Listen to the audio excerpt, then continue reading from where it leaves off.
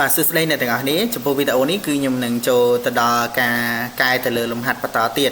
បាទអ្នកទាំងអស់គ្នាអញ្ចឹងចំពោះវីដេអូមុនគឺខ្ញុំបានធ្វើការកែទៅលើលំហាត់ទី5រួចរាល់ហើយឥឡូវនេះគឺយើងចូលទៅដល់លំហាត់ទី6បន្តទៀតចំពោះលំហាត់ទី6របស់យើងអ្នកទាំងអស់គ្នាមើលណាអញ្ចឹងលំហាត់ទី6របស់យើងគឺគេ push ទៅលើ PB1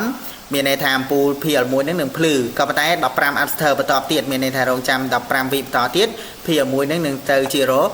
លត់បាទអ្នកទាំងអស់គ្នាអញ្ចឹងនៅពេលនៅក្នុងករណីគេ push PB2 PL1 នេះនឹងទៅជាអីទៅជា off អញ្ចឹងមានន័យថា PB2 គឺជាប៊ូតុង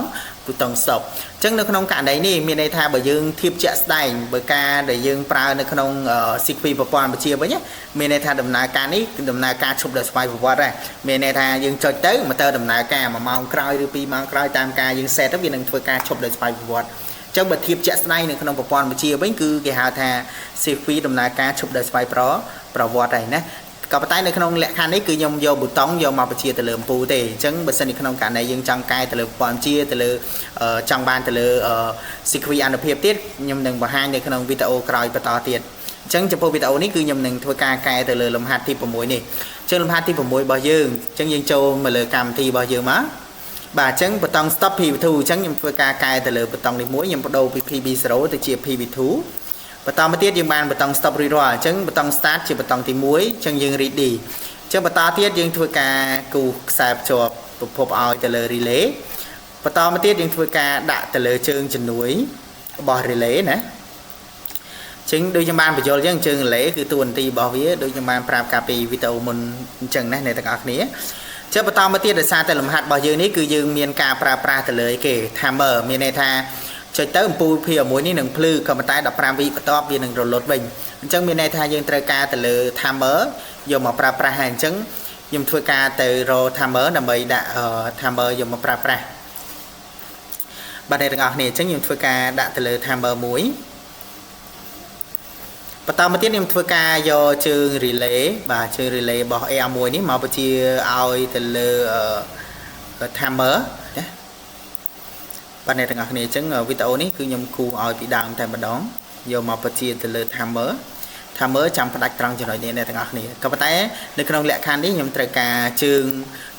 បោះ timer មួយទៀតសម្រាប់យកទៅបញ្ជាអំពូលដោយសារតែនៅក្នុងករណីនេះ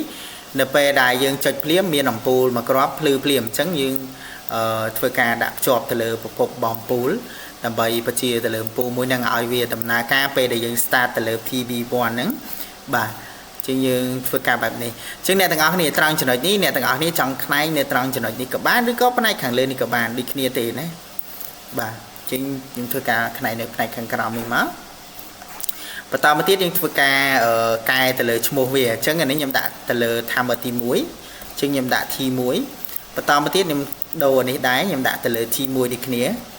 T1 ជើង bobin ខ្ញុំប្រើជាប្រភេទ14 13វិញខ្ញុំអត់ប្រើ order ទេកុំឲ្យច្រឡំជាមួយនៅក្នុងកង់តាក់ទ័របន្តមកទៀតយើងធ្វើការខ្ញុំ set ទៅលើ1វិចោះបាទកុំឲ្យដាក់ទៅ10 second យូរពេកអញ្ចឹងខ្ញុំដាក់ទៅលើឥឡូវខ្ញុំដាក់10 second ចុះ10 second ធ្វើការអូខេបន្តមកទៀតនេះជើងរបស់ Air1 ដូចគ្នាដើម្បីយកមកបញ្ជាទៅលើអំពូលអញ្ចឹងនៅក្នុងត្រង់ចំណុចនេះអញ្ចឹងខ្ញុំធ្វើការភ្ជាប់ទៅលើខ្សែ node បាទ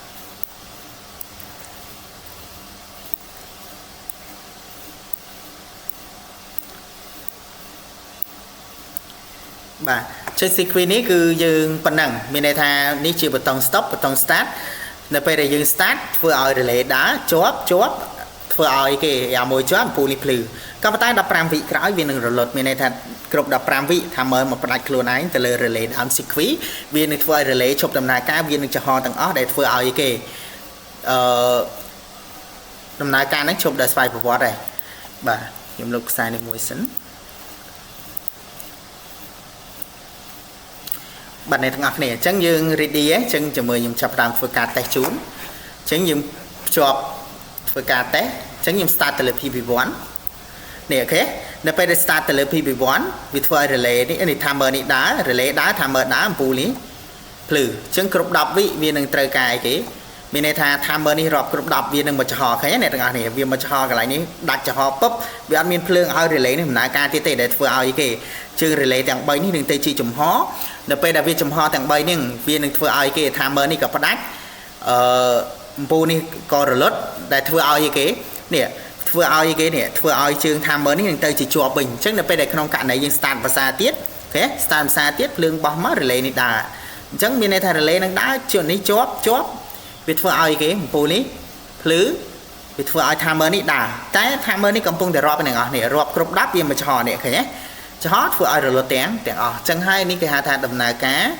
ឈប់ដោយស្វ័យប្រវត្តិដែរអូកន្លែងនេះដាក់ខ្ញុំដាក់16 2អញ្ចឹងបើសិនជាក្នុងករណីយើងអត់ចង់ប្រើជើងស្ទួនទេយើងដូរវាទៅអ្នកនរនេះដាក់9 5 16ហើយនេះយើងដាក់11 7យ៉ាងទៅតោះនេះគេដំណើរការឈប់ដោយស្វ័យប្